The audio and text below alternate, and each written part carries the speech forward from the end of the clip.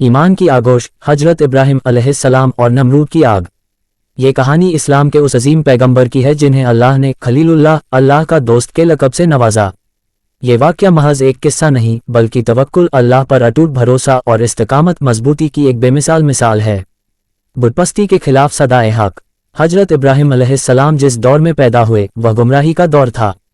بادشاہ نمرود خود کو خدا کہلانے پر ضد کرتا تھا اور لوگ پتھروں کی بنی مورتیوں کے سامنے سجدہ ریز تھے۔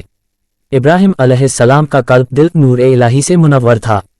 انہوں نے اپنی قوم اور اپنے والد آزر کو بہت محبت سے سمجھایا کہ یہ بے جان بت نہ تو نفع پہنچا سکتے ہیں اور نہ ہی نقصان۔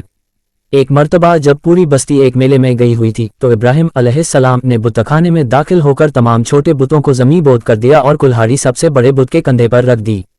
جب لوگ واپس آئے اور یہ منظر دیکھا تو ان کے ہوش اڑ گئے۔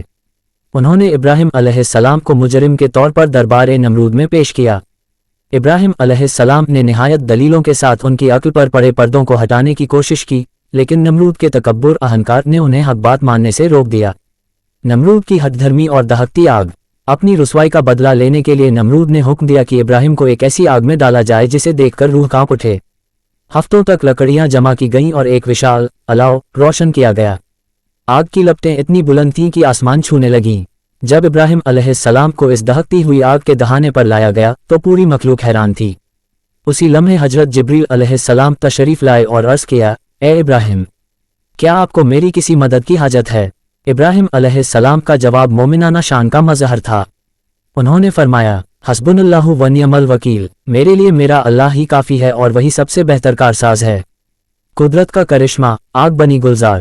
جیسے ہی ابراہیم علیہ السلام کو آگ کے شعلوں میں پھینکا گیا، اللہ رب العزت نے آگ کو مخاطب کر کے حکم دیا، یا نار کونی بردو و سلامن علی ابراہیم، اے آگ ٹھنڈی ہو جا اور ابراہیم کے لیے سلامتی والی بن جا۔